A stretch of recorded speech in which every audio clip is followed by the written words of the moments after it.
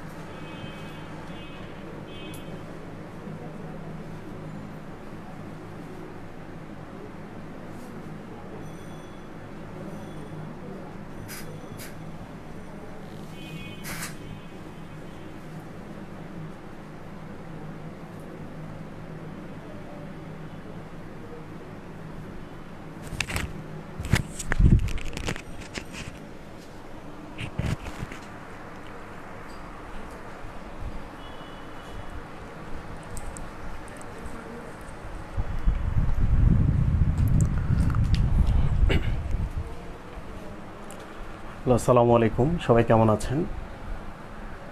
আপনারা কি আমার কথা সবাই শুনতে পাচ্ছেন? একটু কমেন্টে জানান, দেন আমরা আমাদের টপিক শুরু করব। আজকে আমরা ট্রাই করব গল্পে গল্পে ক্লাসটা শেষ করতে।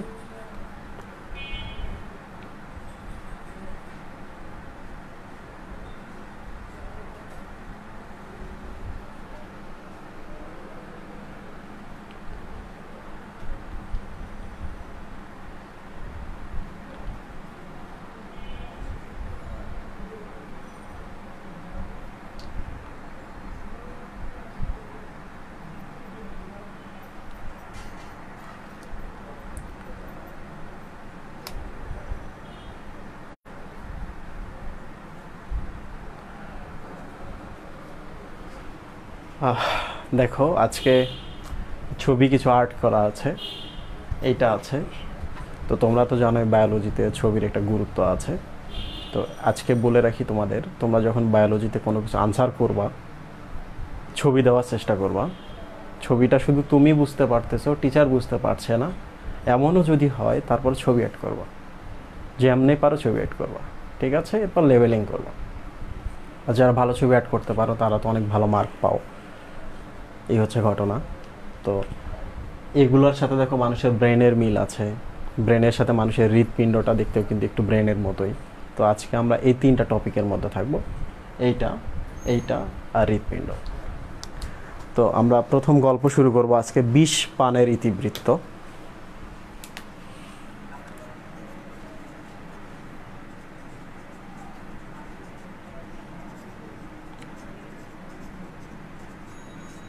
বিষ পানের ইতিবৃত্ত, এর মধ্যে আমি তোমাদের এই ছবিগুলো সম্পর্কে একটু ধারণা দিই। সেটা হলো, বায়োলজিতে বোটানি পার্টে তোমরা দুটো জিনিস দেখবে, একটা হচ্ছে ডিম্বক আর একটা হচ্ছে ডিম্বাণু। তো আমরা সবসময় জিনিসগুলোকে একই ভাবি, এই জন্য আমাদের কিন্তু প্রবলেম হয়ে যায়। খেয়াল করে দেখো, ডিম্বাণু শেষে আছে অণু। অণু মানে হচ্ছে খুবই ছোট একটা জিনিস। তাহলে এই ছবিটা দেখতে পাচ্ছ, এগুলো কি সব ডিম্বাণু? না, এগুলো ডিম্বাণু নয়। একেবারে ভেতরে দেখো, এই যে নীল বৃত্ত আমি কিছু আর্ট করে রেখেছি, এগুলাই হচ্ছে ডিম্বাণু, ঠিক আছে?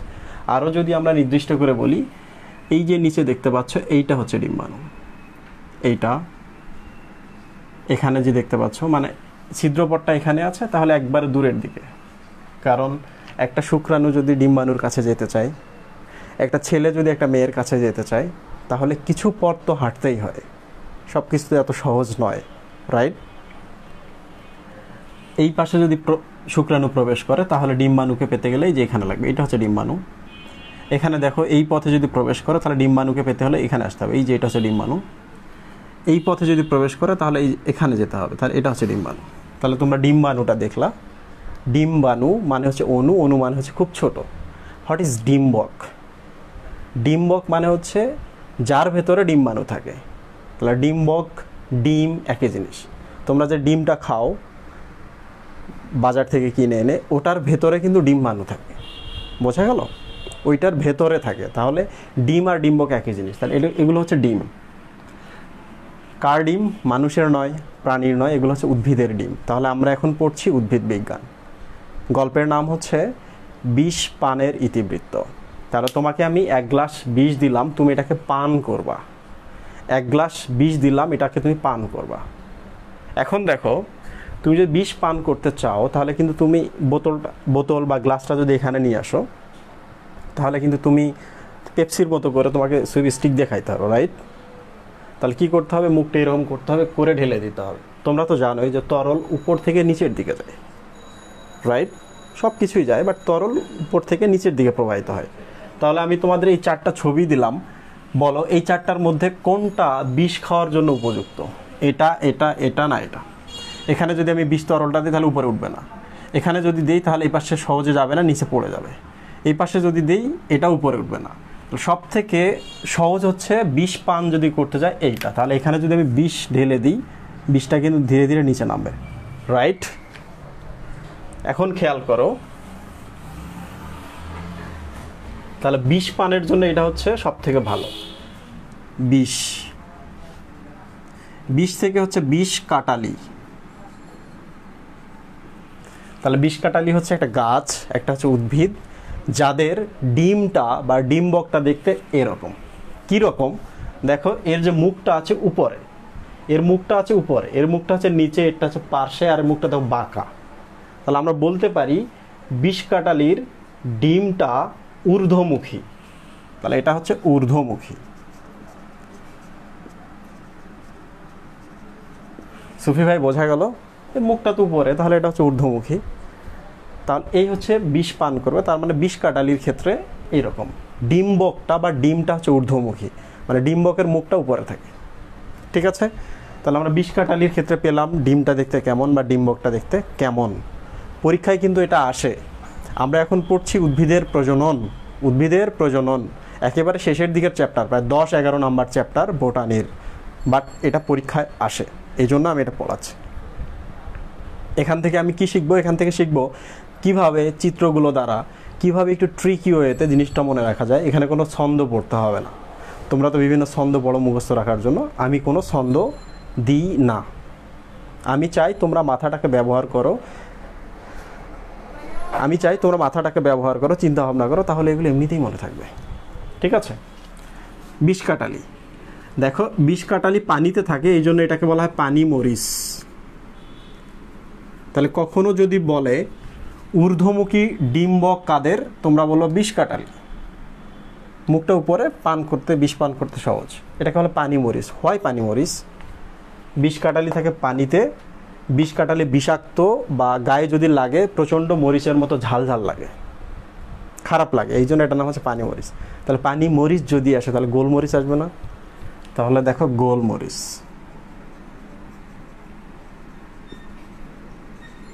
কয়টা উদ্ভিদ পেলাম? 2টা। আমি যদি কখনো প্রশ্ন করি গোলমরিচের ডিম্বক দেখতে কেমন, তোমরা বলো মুখটা উপরে থাকে, ঊর্ধ্বমুখী। রাইট? তাহলে এই যে এখানে আমরা সব পানি নিয়ে আলোচনা করতেছি, বিষ পান নিয়ে আলোচনা করছি, পানি পান ব্যাপার কাছাকাছি। তাহলে 3 নম্বর হচ্ছে পান। তাহলে অনেকে আছে দেখবা এরকম করে, মুখটা উপরে তুলে পান খায়। রাইট? তাহলে পান গাছের ক্ষেত্রে ডিমটা দেখতে কেমন, মুখটা উপরে। তাহলে কিছুক্ষণ পরে কিন্তু আমি প্রশ্ন করব, তোমাদের আনসার করতে হবে। দেখো তুমি কিন্তু একটাও মুখস্থ করলা না, বাট তুমি কিন্তু শিখে ফেললা কীভাবে মনে রাখতে হয়। শেষ। এবার চলে আসি আমরা এটা, এর মুখটা দেখো নিচে, তাহলে আমরা বলতে পারি যে এই ডিমটা নিম্নমুখী।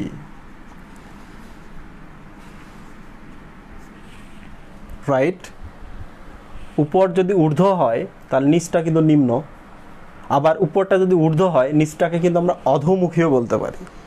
আপনি একজন অফিসার, আপনার নিচে যে কর্মকর্তা থাকে তাকে বলা হয় অধস্তন কর্মকর্তা, মানে নিচের কর্মকর্তা।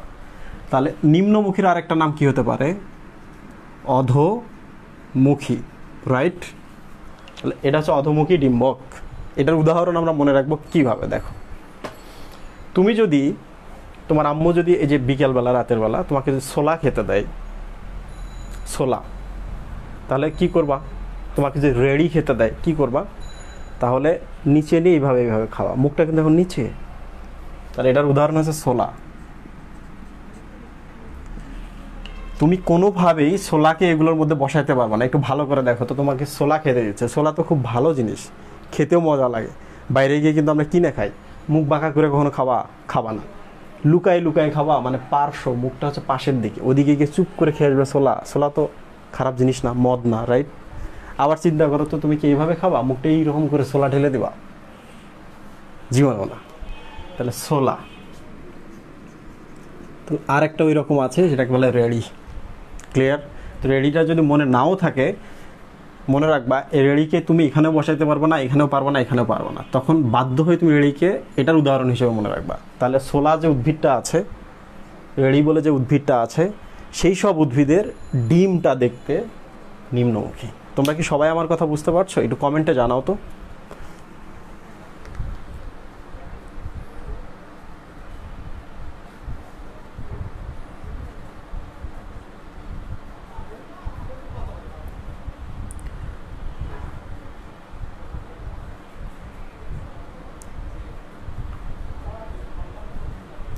সাবাস, তোমরা বুঝতে পারছো। তাহলে আমি এখন পরের দুটো শেষ করি, এরপর আমি কিন্তু প্রশ্ন করব তোমাদের।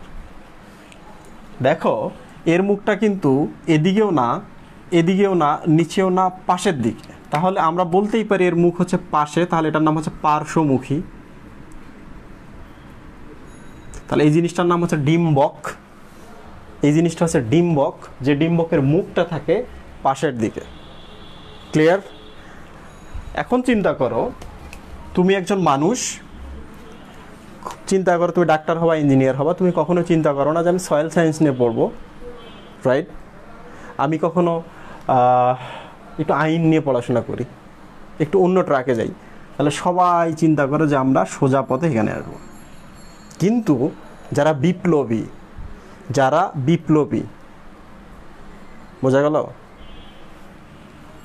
তারা কিন্তু এদিকে চলে যায়, তাই না? সোজা পথে যাচ্ছে না, কোথায় যাচ্ছে? পাশের দিকে চলে যাচ্ছে, পাশের রাস্তা দিয়ে চলতেছে, পার্শ্বমুখী।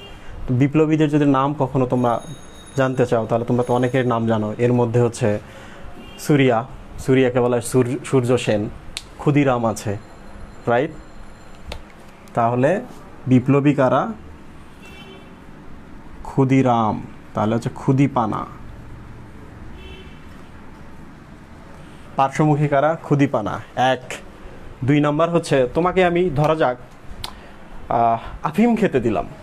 আফিম মানে একটা মাদক, রাইট?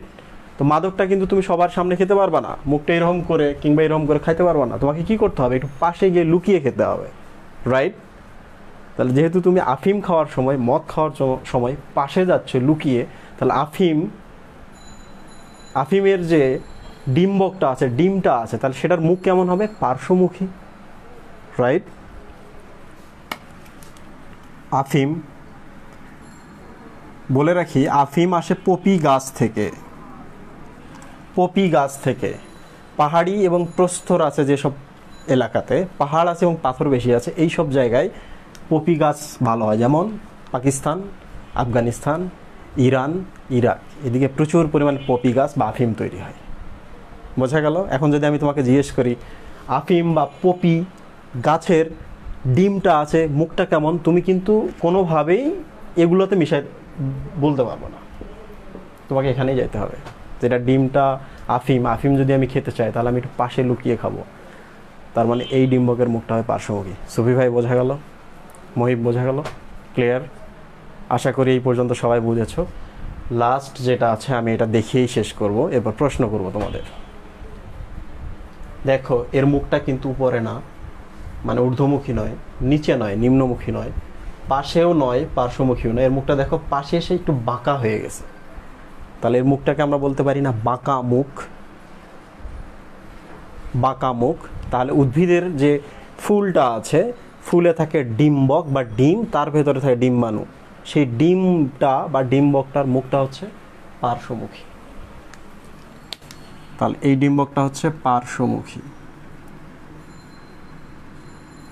এরপরে চলে যাব আমরা একটা মজার গল্পে। তাহলে এটাতে আমরা শেষ করি। পার্শ্বমুখীর উদাহরণ কি? কোন কোন উদ্ভিদের ডিম্বক পার্শ্বমুখী? দেখো, তোমাকে যদি আমি বলি যে তোমার ছোটবেলার স্মৃতিগুলো মনে করো, তাহলে বেশ কিছু স্মৃতি পাবা। সরি, এটা হচ্ছে বক্রমুখী, মুখটা যেহেতু বাঁকা। ছোটবেলায় তোমার আম্মুর সাথে তোমার স্মৃতি মনে করো, মনে করার সময় দেখবা যে এমন কিছু ঘটনা ঘটাইছে তোমার আম্মু যে জিনিসগুলো তোমার পছন্দ না। এর মধ্যে হচ্ছে গ্রাম অঞ্চল থেকে যারা আসছো, আমাদের কাশি হইলে এখন তো তোমরা মিউকোস্পেল খাও, অফ কপ খাও, সিরাপ খাও, তুস্কা খাও। যারা আরও একটু বেশি রোমান্টিক তারা খাও ফেন্সিডিল, রাইট? তো ছোটোবেলায় মায়েরা খাওয়াতো, পাশের হিন্দু বাসা আছে, হিন্দু বাসা থেকে তাদের যে তুলসী গাছ আছে তাদের কাছে তুলসী পাতা নিয়ে এসে গুঁড়ো করে রস খাওয়াতো। তো এগুলো খেতে কষ্ট না, একটু তিতা না, একটু কেমন, তো খাওয়ার সময় একটু বাঁকা করি, রাইট? তাহলে ওই সব গাছ কি হবে? তাদের যে ডিমটা আছে, ডিম্বকটা আছে, তাদের মুখ হয় বক্র, রাইট? যেমন ছোটোবেলায় তুমি যখন ছোটো ছিলা, তোমার আম্মু তোমার কী করছে, তখন তো হচ্ছে আমাদের সময় তো তখন তো হচ্ছে ইয়া ছিল না, মানে ভ্যাসলিন, জেলি এগুলো ছিল না যে বাচ্চাকে একটু মাখাবো। আমাদের গ্রাম থেকে চলে আসছে, আমাদের কী করতো, সরিষার তেল নিয়ে আসতো, একবার পিওর সরিষার তেল। পিওর সরিষার তেল কিন্তু চোখে দিলে, মুখে দিলে জলে নাক দিয়ে পানি চলে আসে, চোখে দিলে প্রচণ্ড জ্বালা পোড়া করে, তাহলে মুখটা তখন বাঁকা হয়ে যাবে না? তাহলে সরিষা, ছোটোবেলায় আমাদের গায়ে সরিষা দিয়ে চোরের মতো বানায় মায়েরা রোদে শুকাইতো। তাহলে সরিষা গাছের যে ডিম্বকটা আছে এটা মুখটা আছে বাঁকা, ঠিক আছে? ঔষধি গাছগুলোর কথা চিন্তা করো, এখন তো আমরা সিরাপ খাই মিষ্টি, কিন্তু একটা সময় কী করতো, গাছপালা থেকে রস নিয়ে আসতো। তাহলে ঔষধি যে গাছগুলো আছে এদের যে রসগুলো আছে এগুলো খাইলেও তিতা লাগে, রাইট? কালকা সন্ধ্যা,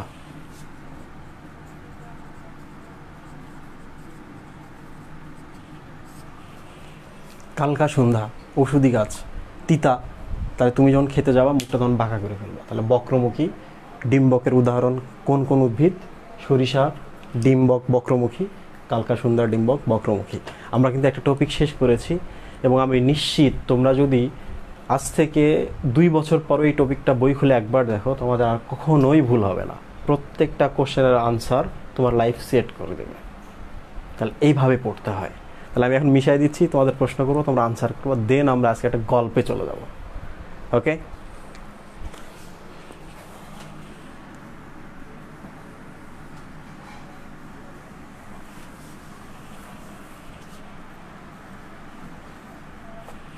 তোমাদের আমি কয়েকটা নাম দিচ্ছি, তোমরা নামগুলো লিখবা, পাশে হচ্ছে 1 2 3 4 লিখবা, মানে কোনটা ডিম্বক তাদের উদাহরণ। ধরা যাক পান,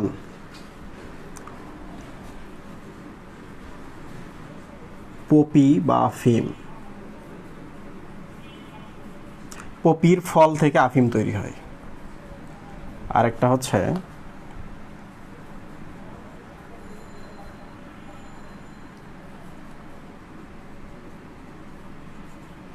সরিষা। তোমরা কি করবা, কমেন্টের মধ্যে পান লিখবা, লিখে 1 2 3 না 4 কোনটা আসলে লিখবা পাশে, ঠিক আছে? তো তোমরা এখন দ্রুত কমেন্ট লেখো, এরপর আমি নতুন টপিকে চলে যাব।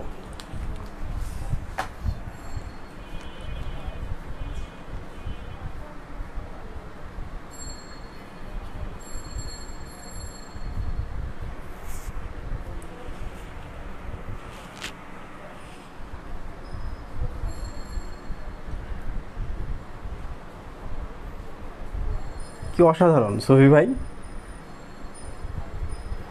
আপনিও পারবেন না? মুহিব তুমি পারবা না? এই যে তুমি ভুল করছো। ওরা কিন্তু সবাই সঠিক আনসার লিখতেছে। সুফি ভাই একটু জোরে বলেন, ওরা একটু দেখুক যে সুফি ভাই পারে এগুলা। তোমাদের বলে রাখি, আমাদের সুফি ভাই হচ্ছে বিজনেস স্টাডিজে অনেক মানে হায়ার স্টাডি করেছে, করার পর উনি ওনার একটা বিশাল জব করতেন, জবটা ছেড়ে দিয়ে এসে আমাদের বায়োলজি একাডেমির দায়িত্ব গ্রহণ করেছেন, পুরা ম্যানেজিং ডিরেক্টর উনি। তো আমি ওনাকে সামনে বসিয়ে পড়াই। এর একটা কারণ হচ্ছে সুফি ভাই যেহেতু বায়োলজি জানে না, আমি যেহেতু জানি, আমি যখন ওনাকে পড়াই আমি ফিল করি উনি বুঝতে পারছে কিনা। উনি যখন বুঝতে পারে তখন আমি নিশ্চিত যে তোমরা তার অনেক আগেই বুঝে গেছো। তো সুফি ভাই হচ্ছে আমাদের স্ট্যান্ডার্ড, একটা হচ্ছে বেস লেভেল। সুফি ভাই মাইন্ড করলেন? আমরা তো পাত্তা দিই না।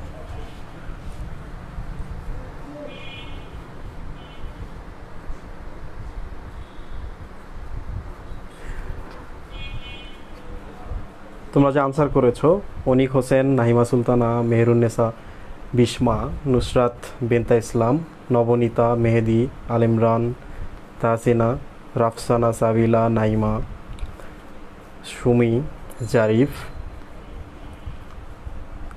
6379, ও হোলি ক্রসে পড়ে না? আচ্ছা, নাবিল, নাহরিন, ইয়ানা, শাহরিয়ার মাহমুদ, খাদিমুল মুরসালিন, শাফায়েত, মারিয়াম, তন্ময় বর্ধন, সবাই সঠিক আনসার করছো। রিয়া আমাদের স্টুডেন্ট, মারিয়া, খেয়ারা আমাদের স্টুডেন্ট, সরি ওরা আমার অফলাইনের স্টুডেন্ট ছিল, এই জন্য বলছি। সবাই সঠিক আনসার করছো, সবাইকে অনেক ধন্যবাদ। এবার চলে যাব আমরা ব্রেনে চলে যাব। তো এই গল্পটা আমি এই জন্যই বলেছি কারণ আমার যারা নতুন অনলাইনে স্টুডেন্ট আছো তারা এই গল্পটা এখনও জানো না, এই টপিক এখনও যায়নি, এই জন্য এটাতে শুরু করেছি। পরেগুলো তোমাদের কমন পড়বে, তোমরা চাইলে লিভ নিতে পারো, আর যদি জানতে চাও তাহলে আরও এক্সট্রা কিছু জানবা। পান, বিষ পান, দ্যাট মিনস উপর থেকে দিতে হবে। পপি মানে আফিম, তাহলে খেতে গেলে তোমাকে পাশে যেতে হবে, এই যে পার্শ্বমুখী। সরিষা, সরিষা যখন দেয় আমাদের চোখ মুখ বাঁকা হয়ে যায়, জ্বালা পোড়া করে, তাহলে এই যে বক্রমুখী যেটা, এইটা। 1 3 4 সবার আনসার সঠিক হয়েছে।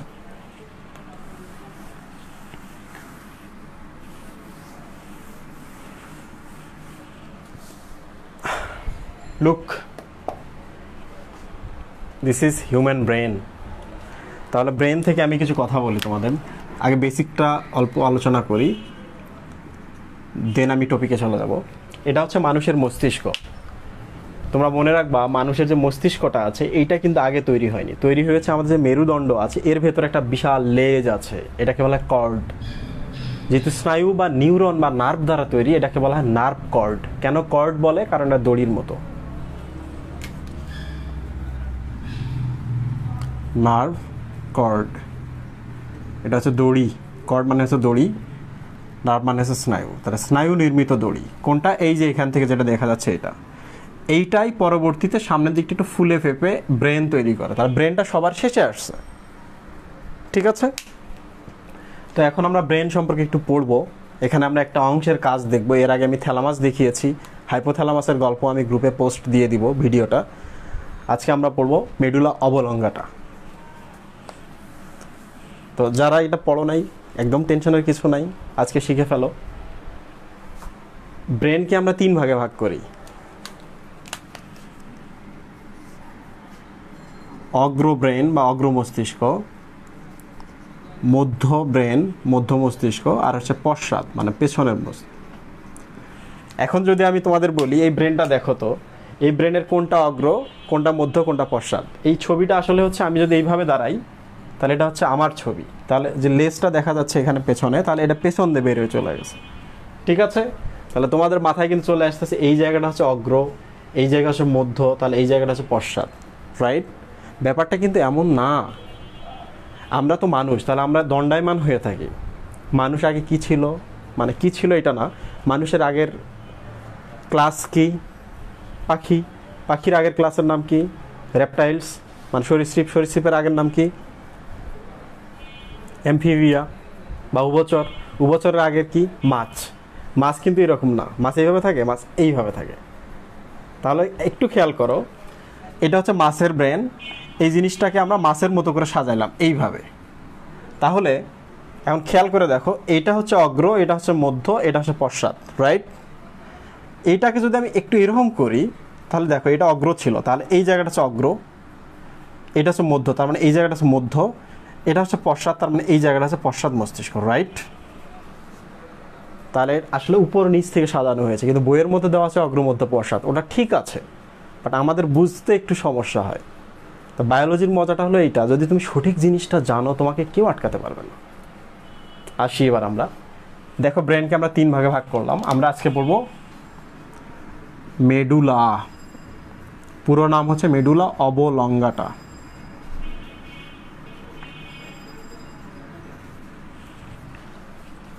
ঠিক আছে? তো এখানে একটু বলে রাখি, মেডুলা মানে হচ্ছে মজ্জা। মজ্জা মানে হচ্ছে ভেতরে যে অংশটুকু থাকে। তাহলে এটা যদি একটা পাইপ হয়, তাহলে পাইপের এই যে ভেতরে যা থাকবে সেটাই হচ্ছে মজ্জা, রাইট? খেয়াল করে দেখো, আমরা যদি এখানে একটা পাইপ দিই মেরুদণ্ড, তাহলে এই জায়গাটা থাকে পাইপের ভেতরে, মেরুদণ্ডের ভেতরে। তাহলে মজ্জা বা মেডুলা কোন জায়গাটা? এই জায়গাটা, নট এগুলা। কারণ ওগুলো তো পাইপের মধ্যে থাকে না, ওগুলো করটির মধ্যে থাকে, ঠিক না? তাহলে আমরা কিন্তু মেডুলা শব্দটার অর্থ জানলাম। অবলঙ্গাটা কি, সময় হলে এগুলো সব বলে দিব আমি। মেডুলা অবলঙ্গাটা, লুক, তোমাকে যদি আমি বলি মেডুলা অবলঙ্গাটা সম্পর্কে তুমি যত তথ্য জানো সব বলো। তুমি বই পড়ছো, মনে আছে, পরের দিন মনে নাই, তারপর দিন আরও মনে নাই, আবার পড়ছো, আবার ভুলে যাচ্ছ। বাট আমরা যদি একটু ট্রিক জানি মনে রাখার, তাহলে এটা আমাদের জন্য অত কষ্টকর নয়।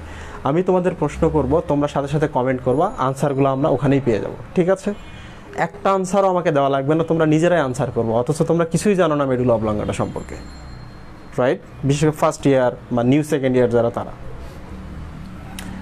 দেখো, অগ্র মস্তিষ্কের 3 ভাগ, মধ্য মস্তিষ্কের 3 ভাগ, পশ্চাতের হচ্ছে 3 ভাগ। তাহলে মস্তিষ্কের দেখো প্রথমে 3 ভাগ, আবার 3 3 3 করে। মস্তিষ্কের যে লেয়ার আছে উপরে এগুলোও 3 ভাগ করে। তাহলে মস্তিষ্কের একটা প্রিয় নাম্বার হচ্ছে 3, আমাদের ব্রেনের একটা প্রিয় নাম্বার হচ্ছে 3। তাহলে মেডুলা যখন আমরা পড়ব, যত আমরা প্রশ্ন করব সবগুলোর উত্তর হচ্ছে 3। ঠিক আছে, সবাই আমার কথা বুঝতে পারছে? একটু কমেন্টে বলো তো বোঝা যাচ্ছে?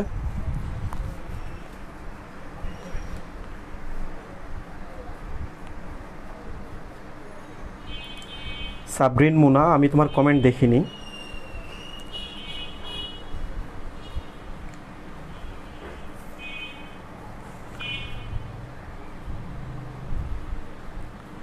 সাবাস,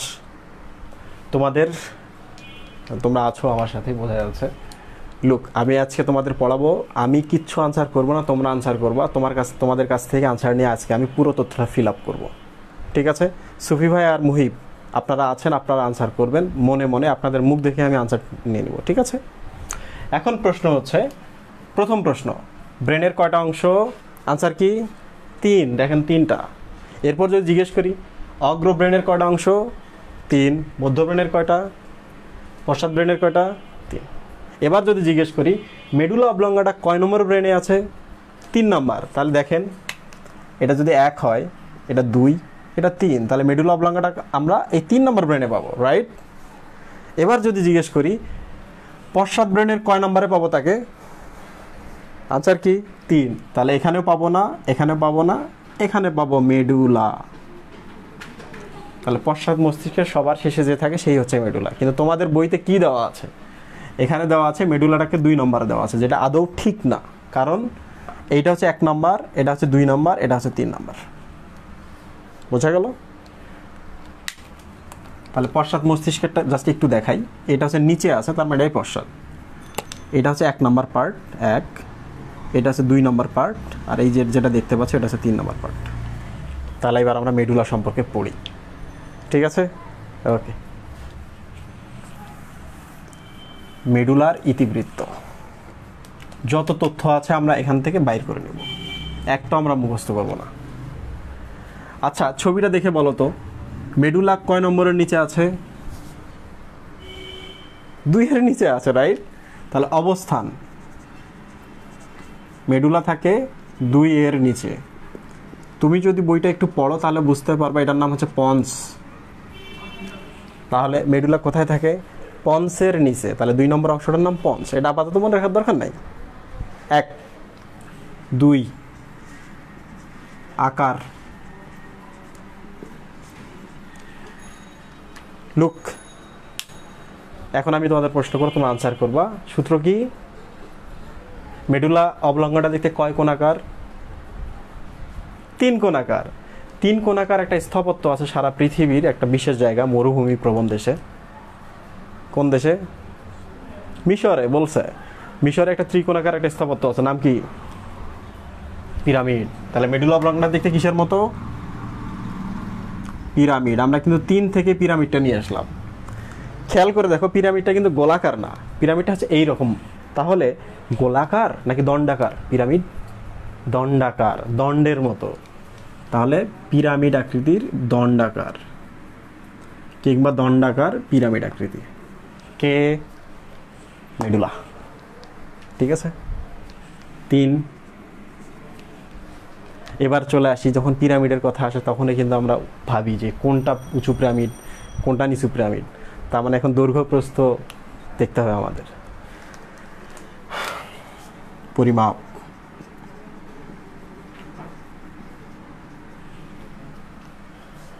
কয়টা অংশ পড়বো আমরা পরিমাপে? 3টা অংশ। দৈর্ঘ্য দেখব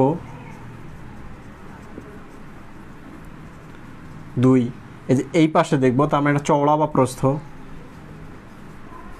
আরেকটা দেখবো কি এই পাশে কতটুকু, মানে এটা হচ্ছে পুরুত্ব। 3টা পেলাম না?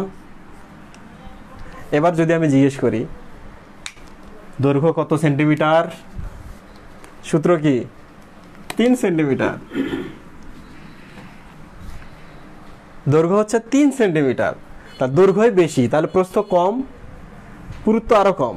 তাহলে 3 এর নিচে কি? 2 পুরুত্ব তাহলে কত হবে 1। খেয়াল করছো? দেখো দৈর্ঘ্য 3 সেন্টিমিটার, চওড়া 2 সেন্টিমিটার, পুরুত্ব হচ্ছে 1 সেন্টিমিটার।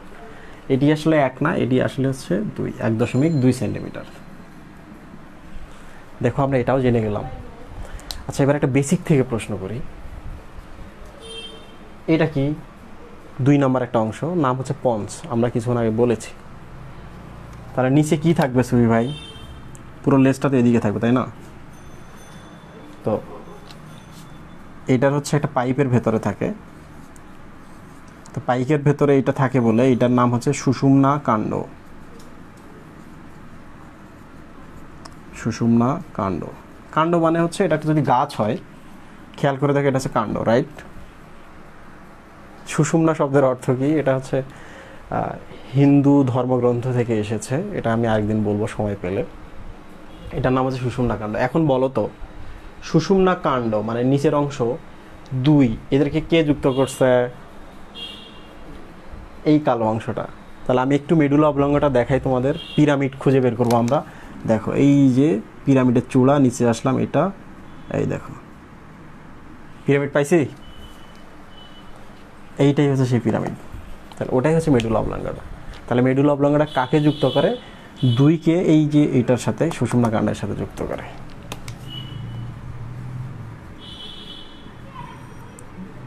এটা হচ্ছে বেসিক থেকে, চিত্র বুঝলে তুমি এটা পারবা। 2 যোগ সুষুম্না কাণ্ড, আমরা তো জানি 2 মানেই হচ্ছে পঞ্চ। ঠিক আছে, এরপর আমরা এর কাজ জানবো। কাজগুলো হচ্ছে 3-এর সূত্র দিয়ে। এখন প্রশ্ন হচ্ছে তোমরা কি সবাই লাইনে আছো? সবাই কি ভিডিও দেখছো? কমেন্টে জানাও, যে বুঝতে পারলে বলো, না বুঝতে পারলে এটা বলো।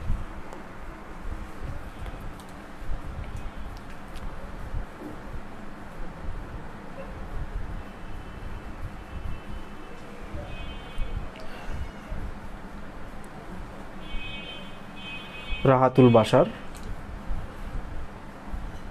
ইমন মাহমুদ, সামরা খন্দকার, মুসকান।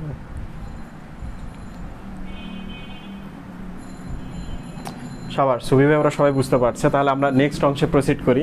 দেখো কাজ কিভাবে মনে রাখতে হয়। কাজের ক্ষেত্রে আমরা মাথা খাটাবো, এটা খুব গুরুত্বপূর্ণ। কারণ আমরা তো বলেছি বিএ শার্লক, দ্যাট মিনস হচ্ছে চিন্তা করতে হবে মাথা। বায়োলজি চিন্তা করার বিষয়, বায়োলজি মুখস্থ করার বিষয় নয়। ট্রিক কি ছিল? 3। তাহলে এখন আমরা কাজে চলে যাই। কাজ, তাহলে মেডুলা অবলঙ্গটা, আমাদের শরীরে তো বিভিন্ন তন্ত্র আছে, এই যে শ্বসনতন্ত্র, এই যে পরিপাকতন্ত্র, আমাদের এখানে হৃৎপিণ্ড আছে, রক্তনালী আছে, তাহলে এটা হচ্ছে রক্ত সংবহনতন্ত্র, কিডনি আছে মানে হচ্ছে রেচনতন্ত্র, তারপর হচ্ছে যৌনাঙ্গ আছে তার মানে জননতন্ত্র, অনেক তন্ত্র আছে।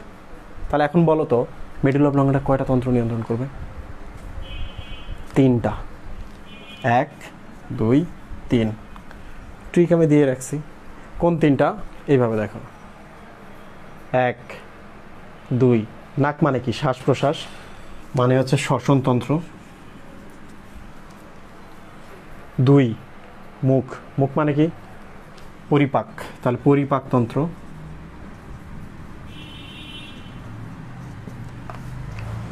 1, 2, একটু নিচে যাই। বেঁচে থাকার জন্য শ্বাস নিতে হয়, খেতে হয়, আর আমাদের হৃৎপিণ্ডটাকে বিট দিতে হয়। তাহলে 1, 2, 3। হৃৎপিণ্ড মানে কি? রক্ত সংবহন তন্ত্র।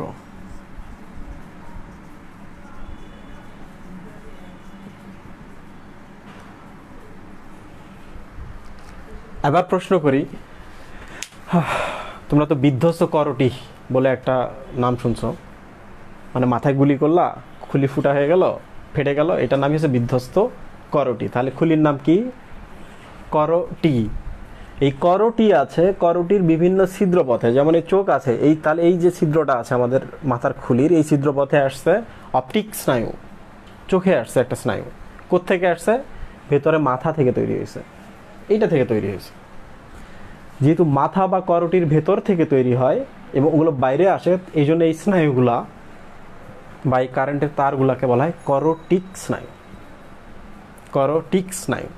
আমাদের মাথা থেকে উৎপন্ন হয় 12 জোড়া করোটিক স্নায়ু, 2 চোখে 2টা, 2 কানে 2টা, নাকে 2টা, এইভাবে আসে। বোঝা গেল? কয় জোড়া? 12 জোড়া। এখন যদি আমি তোমাদের জিজ্ঞেস করি মেডুলা অবলঙ্গাটা কয়ের সূত্র মানে? 3-এর সূত্র। তাহলে মেডুলা অবলঙ্গাটা থেকে কয়টা স্নায়ু উৎপন্ন হবে? 3টা। এইটা পরীক্ষায় আসে, মেডিকেল এডমিশনে খুবই গুরুত্বপূর্ণ। 3টা স্নায়ু আসে, 3টা করোটিক স্নায়ু উৎপন্ন হয়। আমি তো বললাম যে স্নায়ুগুলো জোড়ায় জোড়ায় থাকে, তাহলে এটা হবে 3 জোড়া। এবার প্রশ্ন হলো কোন 3 জোড়া? সরি,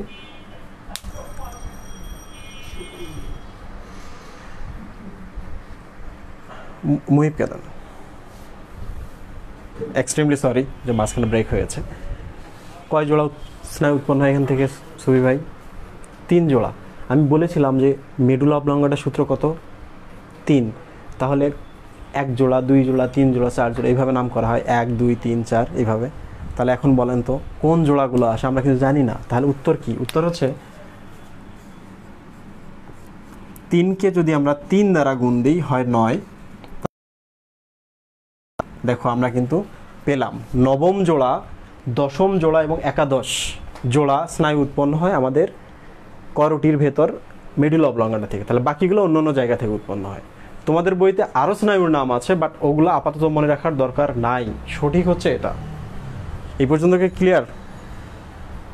তোমাদের কি খুব কঠিন লাগতেছে? কমেন্টে জানাও খুব কঠিন লাগতেছে, তাহলে আমি গল্পে চলে যাও।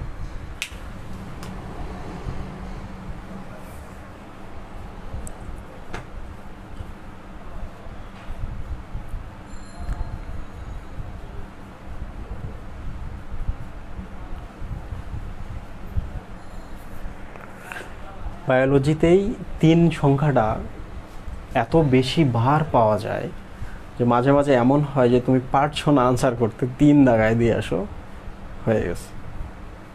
এই ট্রিকগুলো আমরা আগে খাটাতাম। তবে তুমি কখন খাটাতে পারো? যখন তুমি পড়াশোনা করবা। একটা মানুষ যদি চাপাবাজ হয়, তার মানে মানুষটা আসলে অনেক জানে, এই জন্য চাপা মারতে পারে। দেখবা যারা কম জানে তারা কখনো চাপা মারতে পারে না। বোঝা গেল?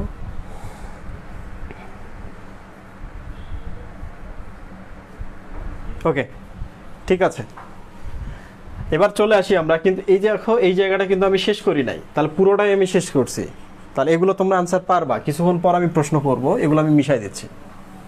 কাজটা আমরা শেষ করে আমরা এখান থেকে চলে যাব।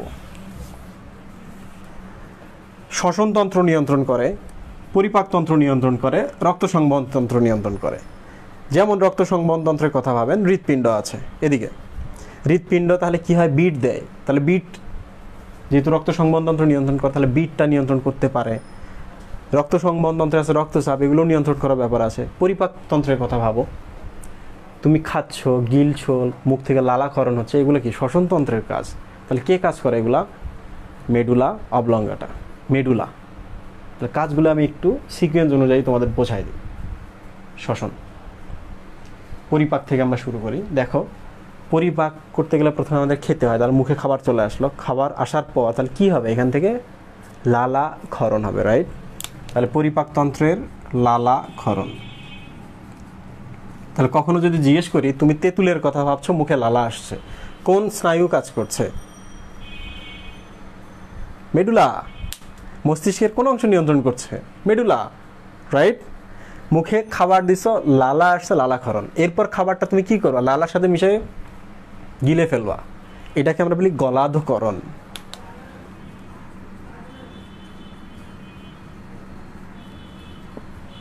তাহলে গলাধকরণ কে নিয়ন্ত্রণ করছে সুবি ভাই? গিলে ফেললা, খাবারটা এখানে আসলো, তাহলে পাইপ দিয়ে পাকস্থলীতে যাবে, রাইট? এখানে হচ্ছে পাকস্থলী। গিলে ফেলছো, খাবারটা এখানে আসছে। এখন কি করতে হয়? এই যে পেশিগুলোকে চাপ দিয়ে খাবারটাকে ধীরে ধীরে নামাইতে হয়। ক্রমে ক্রমে ক্রমে ক্রমে সংকোচন করে করে খাবারটাকে এখানে আনতে হয়। এটার নাম হচ্ছে ক্রমসংকোচন। তাহলে খাবার কিভাবে খাদ্যনালী পথে নিচে নামে? ক্রমসংকোচনের ভাবে, রাইট? ক্রমসংকোচনের বায়োলজিক্যাল নাম হচ্ছে পেরিস্টালসিস। পেরিস্টালসিস।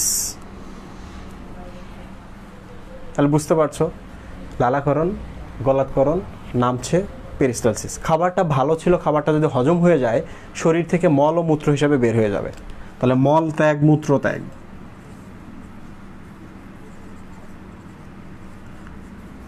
এগুলো কোন তন্ত্রের অংশ? পরিপাক তন্ত্রের অংশ। কে নিয়ন্ত্রণ করছে? Medulla, right. খাবারটা খারাপ ছিল, তাহলে মলমূত্র ত্যাগ হিসেবে হজম হবে না, কি হবে? বমি হয়ে যাবে। তাহলে বমি, একটু শুদ্ধ ভাষায় লিখি আমরা বমন। তাহলে বমন কে নিয়ন্ত্রণ করছে সুবি ভাই? মেডুলা। তাহলে আমরা কিন্তু পরিপাক তন্ত্রের কি কি কাজ করছে মেডুলা অবলঙ্গাটা এটা কিন্তু পেয়ে গেছি। তাহলে মিশাই ফেললাম আমরা এটা।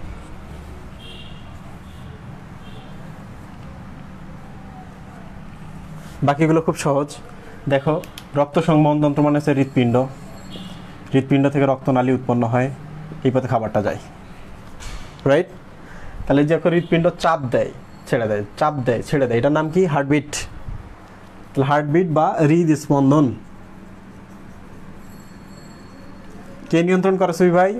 রক্ত সংবহন তন্ত্র করছে। রক্ত সংবহন তন্ত্রের কাজ নিয়ন্ত্রণ করে মেডুলা। চাপ দিল, তার মানে রক্তচাপ।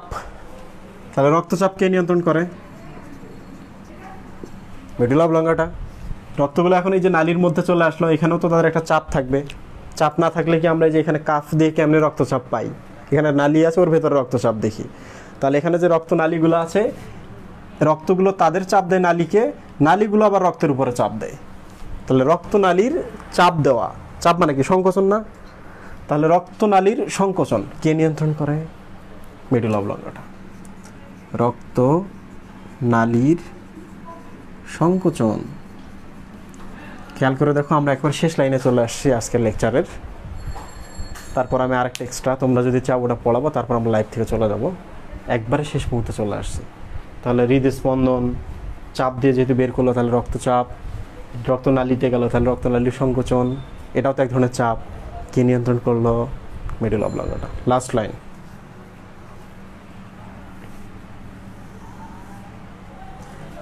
আমরা যে শ্বাস প্রশ্বাস নিচ্ছি, আমরা কিন্তু এরকম করে নিচ্ছি। তাহলে প্রত্যেক মিনিটে একটা হচ্ছে শ্বসনের একটা হার আছে। প্রত্যেক মিনিটে যে আমি 16 বার নিচ্ছি বা 14 বার নিচ্ছি, রাইট। শ্বসনের একটা হার পাই আমরা। এটা কে করছে? বের করা শ্বসন হার। আর একটা হচ্ছে শ্বসনের গভীরতা। শ্বসনের গভীরতা মানে হচ্ছে তুমি শ্বাস প্রশ্বাসটা এরকম নিবা নাকি, এরকম নিবা নাকি ডিপ শ্বাস নিবা, গভীর শ্বাস। কারণ তোমার যতটুকু অক্সিজেন দরকার, যতটুকু বাতাস দরকার ফুসফুসের জন্য জায়গা আছে, তুমি তো ততটুকুই নিবা। তাহলে এটা কে করছে সুবি ভাই? শ্বাসতন্ত্র বা শ্বসনতন্ত্র। শ্বসনতন্ত্র কে নিয়ন্ত্রণ করে? মেডুলা অবলঙ্গাটা। খেয়াল করে দেখো, এখানে দুটো জিনিস আমরা পেলাম। এই শ্বাসের গভীরতা, এটাই নিয়ন্ত্রণ করে মেডুলা অবলঙ্গাটা। শ্বসন হার, এই কথাটা শুধু মনে রাখবা, এটা আসলে এ নিয়ন্ত্রণ করে। যেহেতু আমি প্রথমে এটা লিখছি, তাহলে 2 এটা নিয়ন্ত্রণ করবে। পরে যেহেতু এটা লিখছি, তাহলে 3 নাম্বার অংশ এটা নিয়ন্ত্রণ করবে। তাহলে এটা আসলে মেডুলা অবলঙ্গাটার কাজ নয়, এটা শুধু মনে রাখতে হবে। পঞ্চ পড়ালেই বোঝা যাবে। ক্লিয়ার? আমরা কিন্তু মেডুলা অবলঙ্গাটা শেষ করছি। আমি এখন প্রশ্ন করবো, তোমরা আনসার করবো।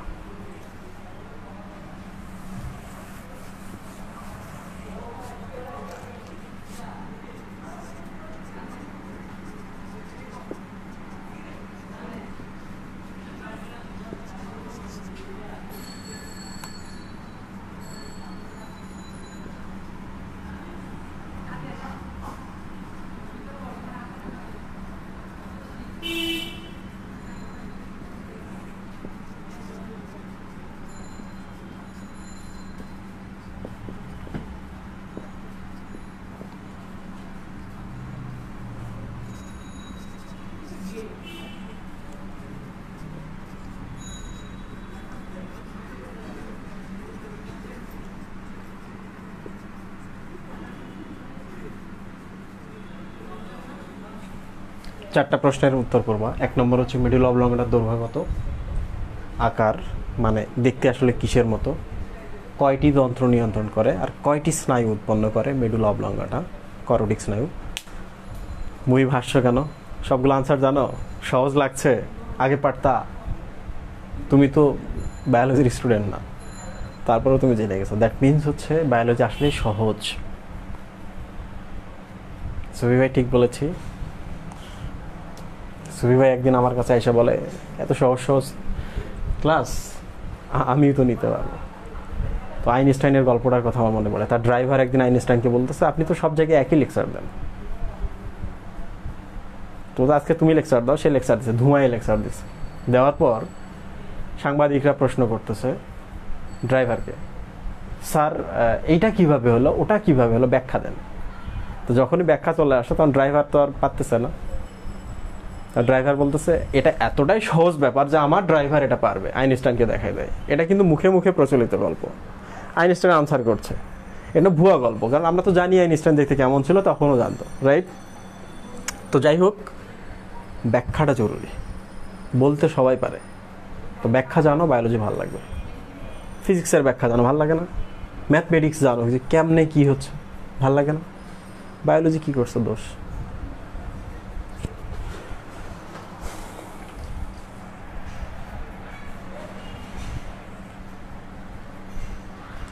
প্রশ্ন করার আগে আনসার চলে আসছে।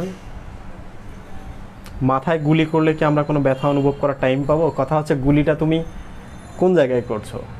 এই পাশে গুলি করছো, বাইর হয়ে গেছে, মরো নাই, ব্যথা পাবা না। কারণ মাথা তুমি গুলি করছো, থ্যালামাসটা উদা হয়ে গেছে। থ্যালামাস তো পেইন রিসেপ্টর। থ্যালামাস যদি না থাকে ব্যথা পাবা না। আবার যে মাথায় গুলি করার সাথে পুরো ব্লাস্ট হয়ে যায়, মারাই গেলা, ব্যথা পাবা না। তাহলে গুলিটা কেমন, বেঁচে আছো কিনা এর উপর নির্ভর করে তুমি ব্যথা পাবা কিনা।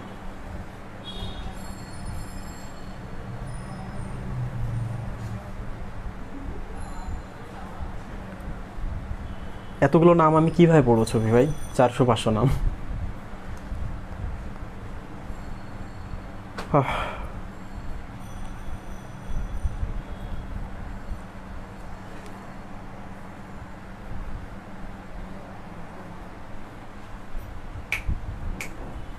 সুফি ভাই একদিন এসে ক্লাস নেবে, গল্প বলবে, তারপর আমি ওটার ব্যাখ্যা করবো। তোমরা সুফি ভাইকে প্রশ্ন করতে করতে পদরযুস্ত করে ফেলবা, দেন আমি আসবো।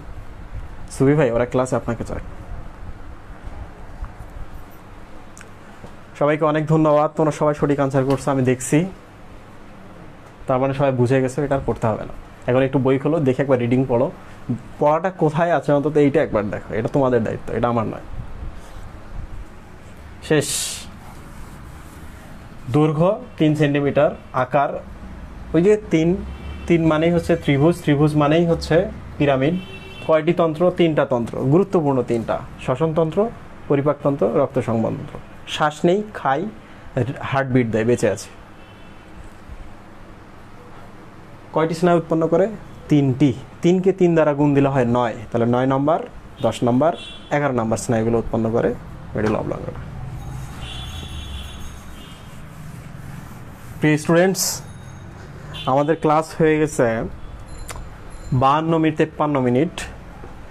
তোমরা কি চাও আমি 5-7 মিনিট আরও শেষ করি, নাকি গল্প বলে আমি শেষ করে দেবো?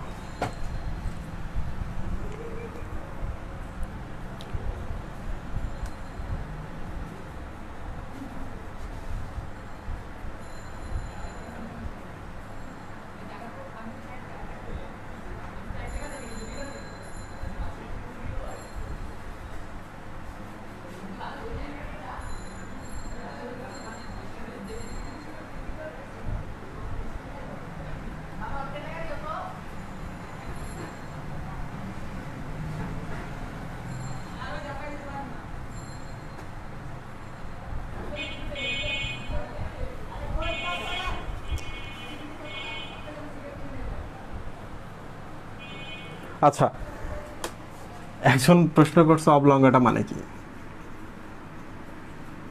লঙ্গাটা, তো এইটার একটু ব্যাখ্যা দেওয়ার জন্য আমি দিলাম। বেশ কিছু কারণ আছে। আটা মানে হচ্ছে কি? ধারণ করা বা শরীরের সাথে যুক্ত আছে কোনো কিছু, বা আছে। অবলং, লং দেখেই বুঝতে পারছো এটা হচ্ছে লং কিছু। লং মানে কি? দণ্ড। তাহলে দণ্ডাকার, মানে মেডুলা অবলঙ্গাটা আসলে দণ্ডাকার, বা মেডুলা অবলঙ্গাটা যে যুক্ত আছে এটা আসলে দণ্ডাকার। তো দেখো আটা শব্দটা নিডারিয়া বা একাইনোডার্মাটা, একাইনোস মানে কি কাটা, তাহলে যেসব প্রাণীর গায়ে কাটা যুক্ত আছে তাদের নাম একাইনোডার্মাটা। আটা আছে, আটা মানে হচ্ছে যুক্ত থাকা। কর্ডাটা, তাহলে আমাদের শরীরে কর্ড বা দড়ির মতো কিছু যুক্ত আছে, এই জন্য আমাদের নামের শেষে কিন্তু আটা শব্দটা আছে, কর্ডাটা, একাইনোডার্মাটা। আরো কি কি আছে, আরো যেগুলো আটা আছে সেম জিনিস, বোঝা গেল? এই হচ্ছে ঘটনা। সুফি ভাই ওরা কি জানতে চায় পরের অংশটুকু? আমি একটু ওদের যে ব্যাখ্যা ট্যাখ্যা দিব এই সুযোগটা পাইলাম না, ক্লাসের সময় শেষ হয়ে গেল।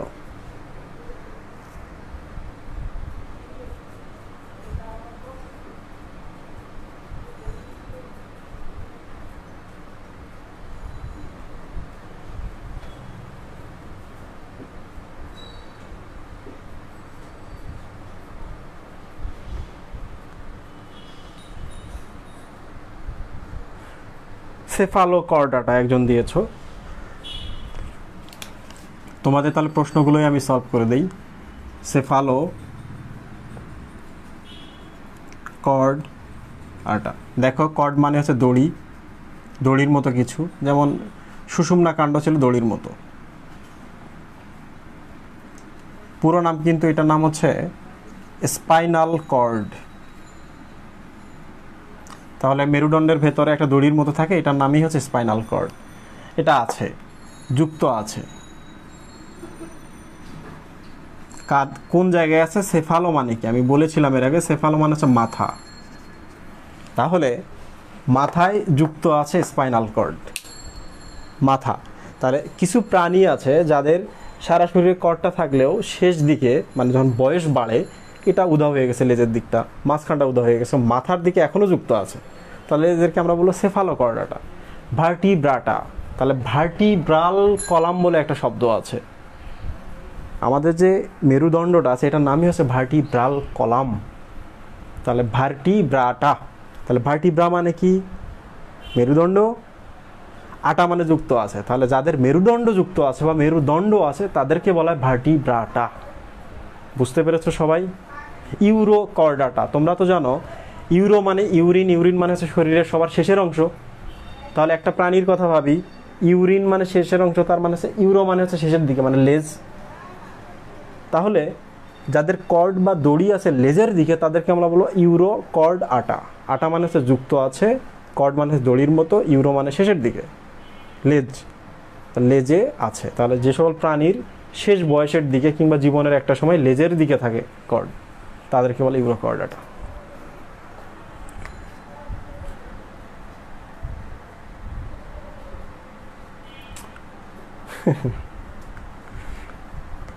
নটোকর্ড,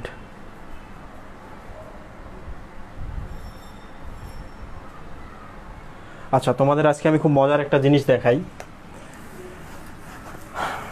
দেখানোর পর তোমরা যে চলে যেতে চাও কোনো সমস্যা নাই, বাট আমি এটা শেষ করি। আমাদের বাসায় বাবা আছে, মা আছে, বয়স্ক দাদা দাদি আছে, আত্মীয় স্বজন আছে বয়স্ক, তো মাঝে মাঝে বুকে ব্যথা হয়, তখন মনে হয় তার হার্ট অ্যাটাক করছে নাকি গ্যাস্ট্রিকের ব্যথা হচ্ছে, আলাদা করতে পারি না। তো হার্ট অ্যাটাক হইলে যেটা হয় যে ব্যথা হচ্ছে অল্প অল্প, হুট করে মারা গেল, ব্যথা হচ্ছে অল্প অল্প হুট করে মারা গেল, তো তুমি কিন্তু বুঝে ওঠার আগেই মারা গেল। হার্ট অ্যাটাকের ব্যথাগুলো এরকম। আর গ্যাস্ট্রিকের ব্যথা অনেক জ্বালা পোড়া করতেছে, অনেক ঝামেলা করতেছে লোকটা, তাহলে নিশ্চিত থাকবে এটা গ্যাস্ট্রিকের ব্যথা। বোঝা গেল? তাহলে যে লোকটা হার্ট অ্যাটাক করে মারা যায় মৃত্যুর আগ পর্যন্ত লোকটা স্বাভাবিক, হঠাৎ করে মারা গেল, তাহলে আজকে আমরা বলবো হার্ট অ্যাটাক।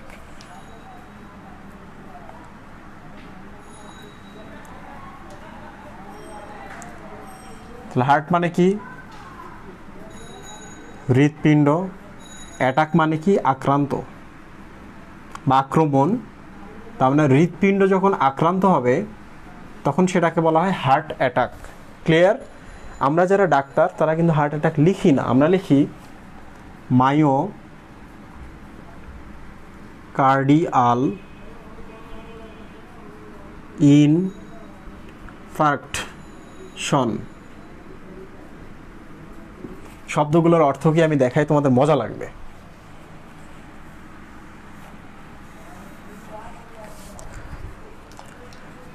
মায়ো মানে হচ্ছে পেশি, মায়ো মানে হচ্ছে পেশি।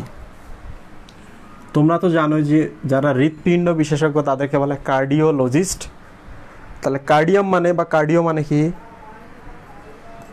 হৃৎপিণ্ড। তাহলে কার্ডিও মানে হচ্ছে হৃৎপিণ্ড। তাহলে মায়োকার্ডিয়াল মানে কি? হৃৎপিণ্ডের পেশি। ইনফার্কশন, এইটার একটা বড় ব্যাখ্যা আছে।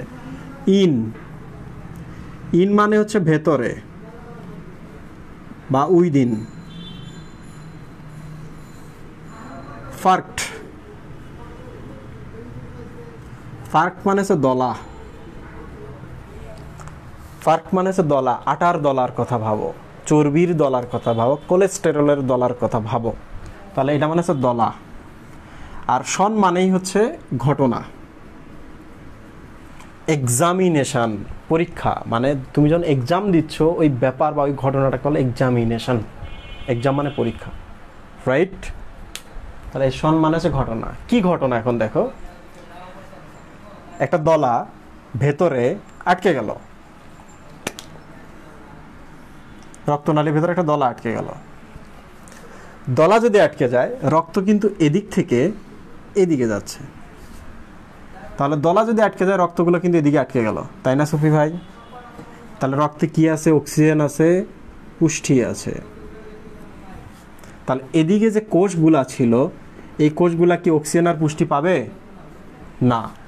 অক্সিজেনের অভাব হলে কোনো একটা জিনিস পচে যায়, মরে যায়। তাহলে এদিকে যে কোষগুলো আছে এরা মরে যাবে, পচে যাবে, রাইট? কে মরে যাবে, কে পচে যাবে? আমরা তো এতক্ষণ ইনফার্কশন দেখলাম। এই দেখো, ভেতরে এই জিনিসটার নাম হচ্ছে দলা বা ফার্কট, ঘটনাটা মানে হচ্ছে শন, ইনফার্কশন। কে মরে যাবে? এই দেখো, নাম দেখে বোঝা যায়, মায়োকার্ডিয়াল। তার মানে এখানে হৃৎপিণ্ড আছে। হৃৎপিণ্ডের তো তিনটা, তার মধ্যে সবথেকে পুরু যে আবরণটা আছে এটা হচ্ছে পেশি দ্বারা তৈরি। পেশি তো সংকোচন হয়, তার হৃৎপিণ্ড সংকোচনের জন্য পেশি দেয়। তার পেশি গুরুত্বপূর্ণ ভূমিকা পালন করে। রাস্তা যদি ব্লক হয়ে যায়, এই পেশিগুলো মারা যাবে। বোঝা গেল? তার মানে হার্ট অ্যাটাক মানে আসলে হৃৎপিণ্ডের পেশি পচে যাওয়া, রাস্তা ব্লক হয়ে যাওয়ার জন্য দলা দ্বারা। এটা চর্বির দলা হতে পারে, কোলেস্টেরল হতে পারে, কিংবা এটা অন্য কোনো কিছুই হতে পারে। সুইভাই বোঝা গেল? তাহলে হার্ট অ্যাটাক কি সহজ জিনিস? সহজ জিনিস না। তাহলে একবার যদি কাউরে হার্ট অ্যাটাক হয়, তাহলে মনে রাখবা তার হার্টের কিছু অংশ পচে গেছে। আমাদের হৃৎপিণ্ডের পেশিগুলো একবারই তৈরি হয়। হৃৎপিণ্ডের পেশি কোষগুলো জীবনে একবারই তৈরি হয়। এই জন্য এই কোষগুলোকে বলা হয় স্থায়ী কোষ। একবার তৈরি হয়েছে, আর তৈরি হবে না। তাহলে হার্ট অ্যাটাক যদি একবার হয়, কিছু পেশি যদি মারা যায়, ওই পেশি আর তৈরি হবে?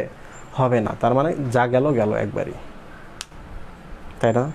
একটা কিডনি নষ্ট হলে আরেকটা কিডনিতে ঠিক করা যায়। হৃৎপিণ্ড যদি একবার নষ্ট হয়ে যায়, আর ঠিক করার উপায় নেই। ব্রেন স্থায়ী টিস্যু, স্থায়ী কোষ, একবার নষ্ট হলে স্ট্রোক করে আর কখনো তৈরি হবে না। কিডনি সেম জিনিস।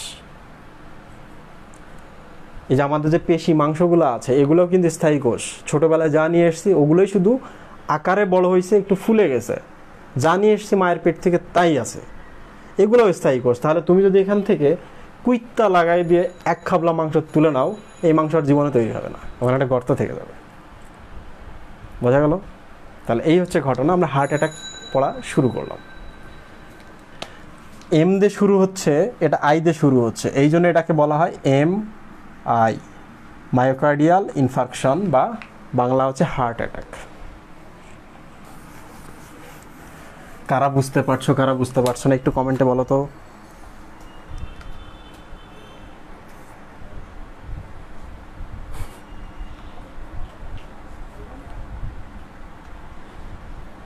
নাজিয়া ফারজানা বলেছো তোমার বাবার হার্ট অ্যাটাকের জন্য হার্টে 3টা রিং পরানো আছে। তো বুঝতেই পারছো যে এই টপিকটা তোমার জন্য কতটা জটিল একটা বিষয়। তোমার বাবা যদি বেঁচে থাকেন এবং তোমার যদি স্বপ্ন থাকে ডাক্তার হওয়ার, অবশ্যই এই বিষয়টা নিয়ে পড়াশোনা করবা, ফ্যামিলি লাভবান হবে।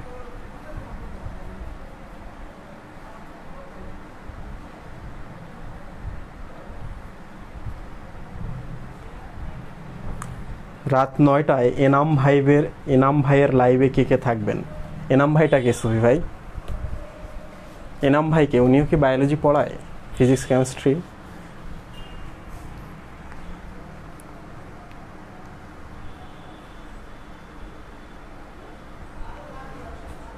ওকে, আমরা 2100-2200 দিয়ে শুরু করেছি, এখনও 2100 আছো, দ্যাট মিন্স ভালো রেসপন্স। এটা অনেকের ডাটা শেষ হয়ে যায়, ফোনের চার্জ শেষ হয়ে যায়, সমস্যা নেই। আমরা এখন পড়ছি হার্ট অ্যাটাক। লুক, এটা হচ্ছে হৃৎপিণ্ড। এই যে মাঝখানের এই লেয়ারটার নাম হচ্ছে পেশি স্তর, এগুলো হচ্ছে পেশি, এগুলো আক্রান্ত হতে পারে। তাহলে এখন আমরা দেখব এর লক্ষণ কি কি। তো বাধ্য হয়ে আমি তোমাদের এখানে একটা মনে রাখার ট্রিক দিচ্ছি, যারা ভালো করে পড়াশোনা করবে তাদের মনে রাখতে হবে না, এইভাবে মনে রাখবা। বউ ঘুমে ঘন ঘন বমি করে। 1 2 3 4 5। বউ ঘুমে ঘন ঘন বমি করে। বউ বমি করার অর্থ কি সুমি ভাই? আপনি যা ভাবছেন তা না, হতেই পারে তার খাবারটা ঠিকঠাক ডাইজেশন হচ্ছে না। আপনি কি ভাবছেন? হতেই পারে তার অ্যাসিডিটি বেশি আছে, ডাইজেশন হচ্ছে না, বমি করে দিছে। হতেই পারে সে মদ খাইছে দিনের বেলা, ঘুমাইছে, ঘুমার সময় বমি হয়ে গেছে, হতেই পারে। তোমরা কি ভাবছো? হার্ট অ্যাটাকের লক্ষণ পড়ছি।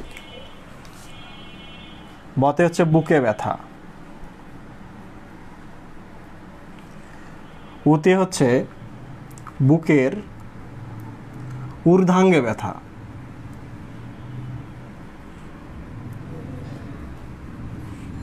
ঘুমে মানে হচ্ছে ঘুমে ব্যাঘাত। কেউ যদি বমি করে ঘুম পাড়তে পারবে না, ঘুমে ব্যাঘাত।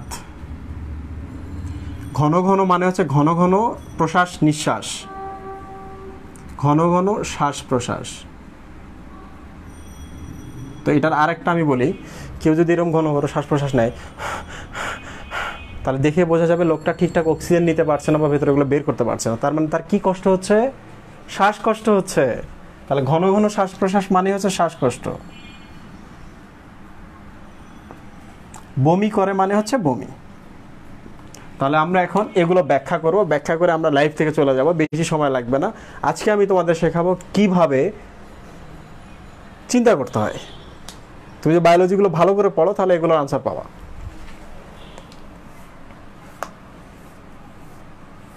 তাহলে 1 নম্বর পেলাম আমরা বুকে ব্যথা, 2 বুকের ঊর্ধ্বাঙ্গে ব্যথা। তাহলে বউ ঘুমে, তাহলে ঘুমে ব্যাঘাত। ঘন ঘন মানে আছে ঘন ঘন শ্বাস প্রশ্বাস বা শ্বাসকষ্ট। আমি এটা ছোট করে লিখি, শ্বাসকষ্ট। 5 মানে হচ্ছে বমি। ওকে, তাহলে আমরা একটু কেন এগুলো ঘটে দেখব।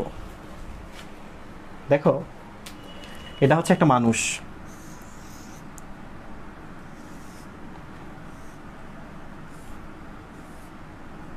পুরো ছবিটা কি দেখা যাচ্ছে ক্যামেরায়?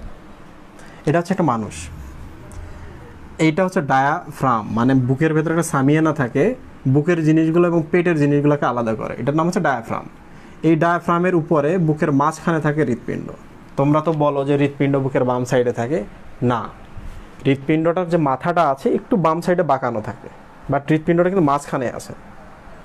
তাহলে বাঁকানো যে দিকটা আছে, এই দিকটা আমাদের বুকের যে দেয়াল আছে, দেয়ালের সাথে এরকম লেগে থাকে। তাহলে এটা যে বিট দেয়, তা দেয়ালটাকে একটু ধাক্কা দিবে না?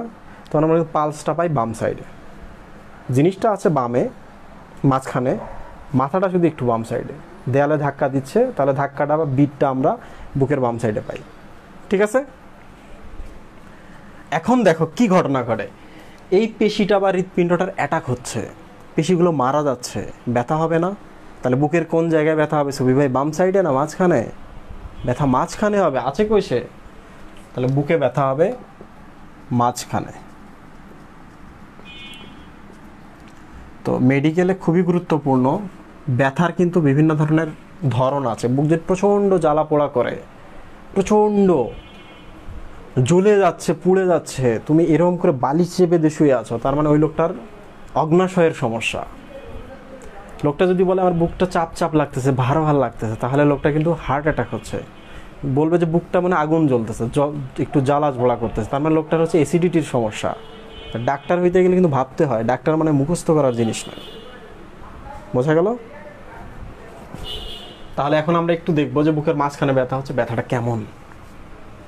মনে রাখবা, কাউরে যদি হার্ট অ্যাটাক করানো হয় তার মানে হচ্ছে লোকটাকে আমরা আছাড় মারলাম এরকম করে, তাহলে মনে হবে কেউ তাকে আছড়াচ্ছে, আছড়ানো, তাহলে বুকটা হচ্ছে আছড়ানো। আছাড় যদি দাও তাহলে দেখো চাপ দিলাম না, তার মানে হচ্ছে চাপ, রাইট? এখন দেখো আছাড় দিলাম, চাপ দিলাম, একটু মোচড় দিলাম, তার মানে হচ্ছে মোচড়, মোচড়ানো। তাহলে বুকের ব্যথাটা কেমন হবে হার্ট অ্যাটাকের ক্ষেত্রে? মনে হচ্ছে আছড়াচ্ছে কেউ, চাপ দিচ্ছে কিংবা মোচড় দিচ্ছে বুকটাকে, মোচড়াচ্ছে, তাহলে এটা হার্ট অ্যাটাকের ব্যথা। ঠিক আছে, ক্লিয়ার? কেন ব্যথাটা বুকে হচ্ছে, কেন পায়ের হাঁটুতে হচ্ছে না? কেন হচ্ছে না সুবি ভাই? হৃৎপিণ্ড তো এখানে, পায়ে কেন ব্যথা হবে? রাইট? শেষ। এগুলো কিন্তু সহজ, আমি এই যে এই লাইনটা দেখাই, তারপর কিন্তু পড়া শেষ। এবার চলে আসি বুকের ঊর্ধ্বাঙ্গের ব্যথা, মানে ঊর্ধ্বাঙ্গের অন্য অন্য অংশে ব্যথা। ঊর্ধ্বাঙ্গের অন্যান্য অংশে ব্যথা, কোন কোন অংশে ব্যথা? দেখো, এই লোকটার হৃৎপিণ্ডে ব্যথা, তাহলে মাঝে মাঝে দেখা যায় না যে একটা কারেন্টের পিলার দ্বারা, তোমার বাসা এটা, আমার বাসা এটা, অমুকের বাসা এটা, তমুকের বাসা এটা, এখান থেকে কারেন্ট এখানে লাইন দিছে, এখান থেকে এখানে দিছে, এখান থেকে এখানে দিছে, এখান থেকে এখানে দিছে।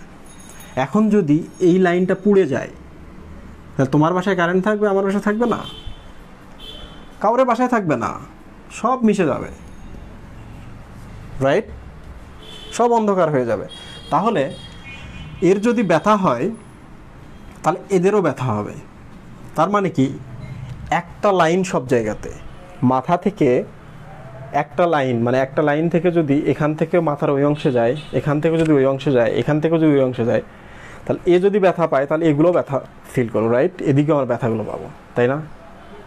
তোমার ভাই আছে বরিশালে, তুমি আছো ঠাকুরগাঁয়ে, তোমার কষ্ট, বরিশালের ভাই কিন্তু বরিশালে আছে, তারও মনে কষ্ট, ভাই কষ্টে আছে, রাইট?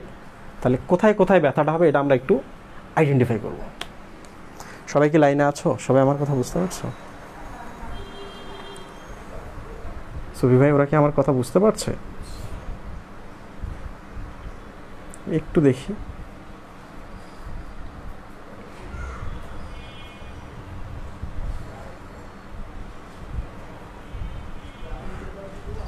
আবার 100 কমে গেছে, সমস্যা নাই, অনেকের ডেটা শেষ হয়ে গেছে।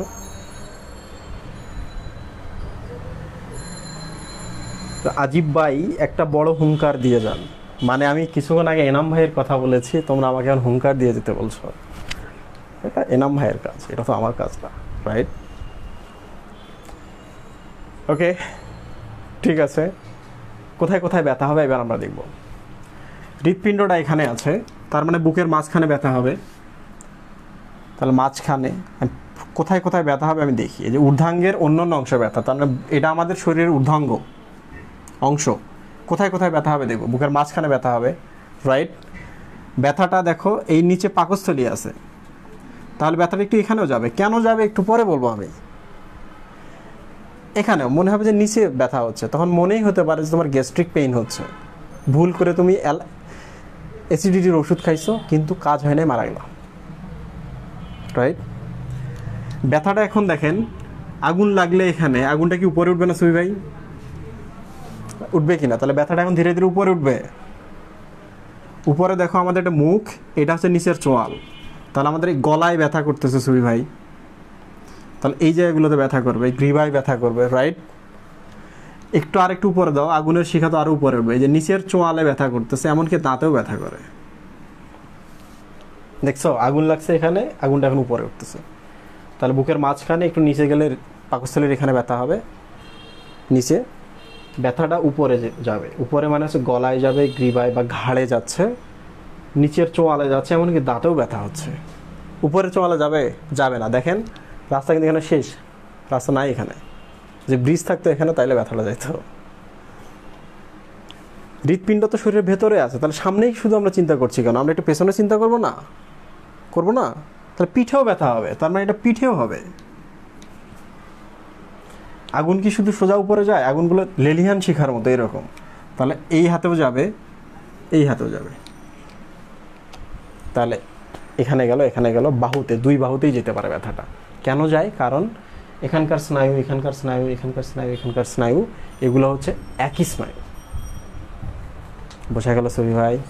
আমরা কিন্তু পড়ার একেবারে শেষ মুহূর্তে চলে আসছি। এখন আমি একটু বলি, হসপিটালে গেছো কারণ তোমার এই জায়গায় ব্যথা করছে, তোমার আব্বু তোমাকে বলতেছে বাবা আমার তো কিছু হয় না, আমার এই জায়গাটা কেন ব্যথা করতেছে, এই জায়গাটা খুব ব্যথা করতেছে। তুমি কিন্তু তাকে নিয়ে চলে যাবা হাড্ডি বিশেষজ্ঞের কাছে, অর্থোপেডিক সার্জনের কাছে। তো সার্জন বলতেছে আপনার এখানে ব্যথা করছে, উনি আরও তোমার লক্ষণ শুনবে। ডাক্তার যখন লক্ষণ শোনে, মনের ভেতরে কোনো কিছু রাখবা না, সব বলে দেবা। লক্ষণগুলো দেখলো, শুনলো আর কি কি হচ্ছে, তারপর এখানে তোমাকে বললো কি যান একটা কাজ করেন, ইসিজি করে আসেন বুকের। তুমিও খেপে গেছো, তোমার বাবাও খেপে গেছো, তোমার আত্মীয় স্বজনও ফোন করে বলতেছে এই ডাক্তার ভুয়া, অন্য জায়গায় যাও। ব্যথা এখানে, বুকের ইসিজি দিছে। এই যে আমি এখনই আলোচনা করলাম, ব্যথাটা এদিকেও যেতে পারে, তার মানে এই জায়গার স্নায়ুর সাথে এই জায়গার স্নায়ুর একটু মিল আছে। এখানে ব্যথা হলে এখানেও ব্যথা হবে। তার মানে ইসিজিটা ভুলে দেয়নি, তোমাকে এক্স রে দেয়নি, ইসিজি দিছে। তারপরে ডাক্তার ভুয়া না, doctor knows better than you, right? কারণ সায়েন্টিস্ট বলো, যাই বলো না কেন, ডক্টরও সায়েন্টিস্ট। কী হচ্ছে না হচ্ছে, কীভাবে হচ্ছে খুব ভালো জানে। এরা মুখস্থ করে আসে না, এরা জেনে আসে কোনটা কীভাবে ঘটে, রাইট? ওকে, মাঝখানে, হাতে, দুই হাতে, গ্রীবা, গ্রীবা, ঘাড়, নিচের চোয়াল, নিচের এমনকি দাঁত। দেখছো, আমি তো বললাম যে হৃৎপিণ্ড যেহেতু বুকের মাঝখানে থাকে, তাহলে সামনে আসলে পিছেও যাবে, তাহলে পিঠেও ব্যথা হতে পারে। তাহলে কোনো ব্যথাকেই গুরুত্ব দিতে হবে, সব ব্যথাকেই। তার মানে তুমি আজকে যেন ডাক্তার হয়ে গেলা। আমি এগুলো মিশাই ফেলি, তাহলে আমরা দুটো পড়ে ফেলছি। যে লোকের এই কাহিনী হচ্ছে সে কি রাতে ঘুমোতে পারবে? পারবে না, তার ঘুমে ব্যাঘাত হবে, খুব স্বাভাবিক। খারাপ লাগছে, শেষ। শ্বাসকষ্ট, কিছুক্ষণ আগে কিন্তু আমি বলেছিলাম যে হৃৎপিণ্ডের প্রবলেম হলে শ্বাসকষ্ট হতে পারে। কিভাবে হতে পারে দেখো, এই ব্যাখ্যাটা দিলে আমাদের পড়া শেষ।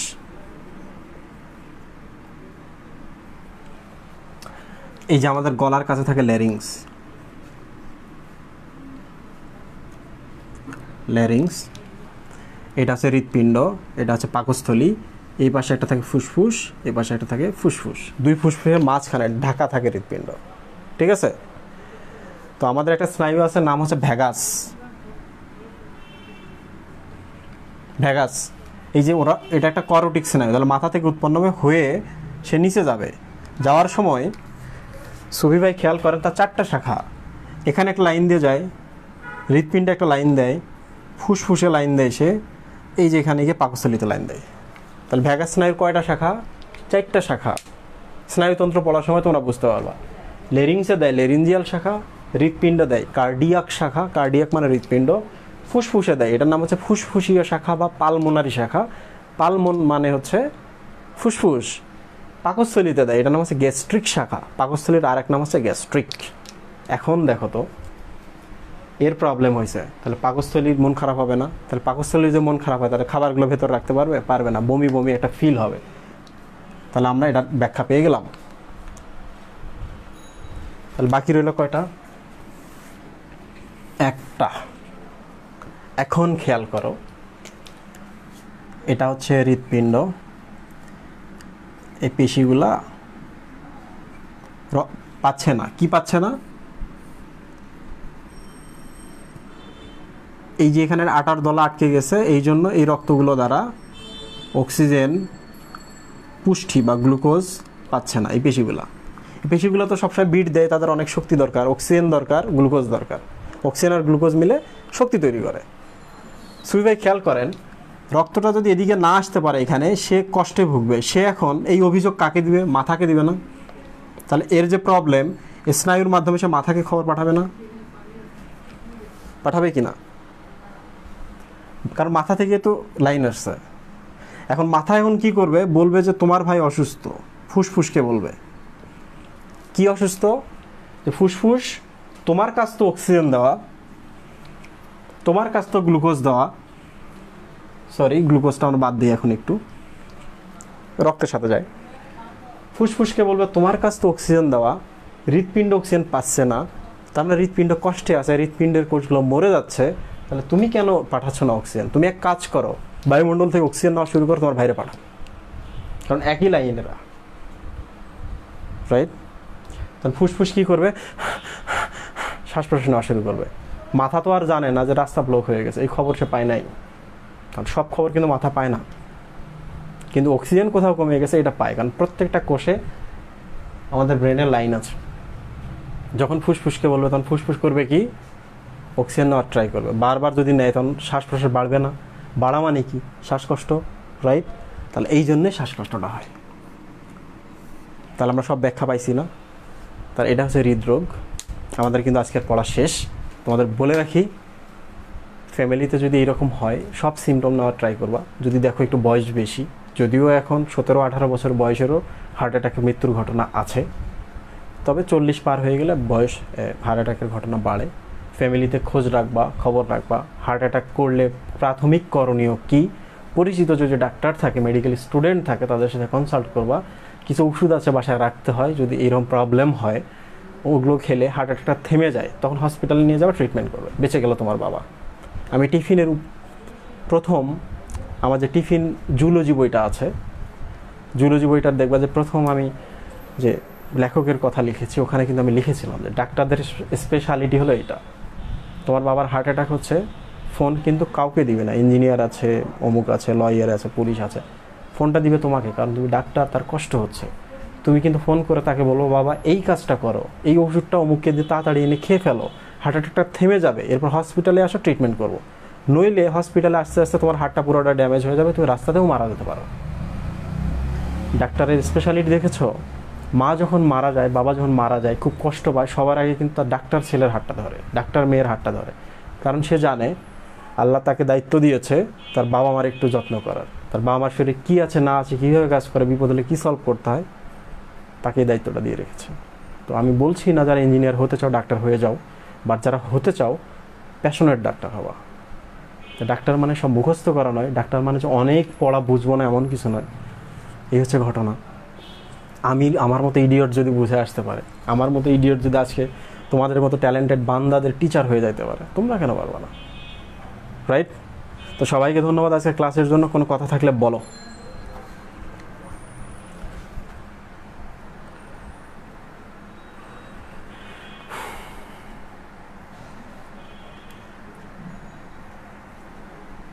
টিফিন কবে আসবে নতুন সংস্করণ? কাজ করছি, সময় দিতে পারছি না। এখন যেটা আছে এটাই পড়ো, কারণ বই সাপোর্ট দিবে, কাজে লাগবে। 2 মাস পরে যদি আসে, ওই অপেক্ষায় থেকে 2 মাস পিছিয়ে যায় না। ও তোমরা তো জানো না, আমার 2টা বই আছে, টিফিন, জুলজি এবং বোটানি। বোটানিতে কিন্তু আমি যে শব্দ টব্দ এগুলো নিয়ে অনেক বেশি ডিটেল লিখেছি, তোমরা এটা সংগ্রহ করতে পারো।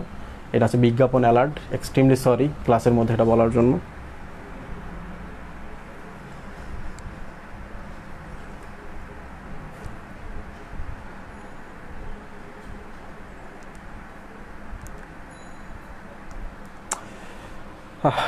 সবাইকে অনেক ধন্যবাদ, অনেক কষ্ট করেছো।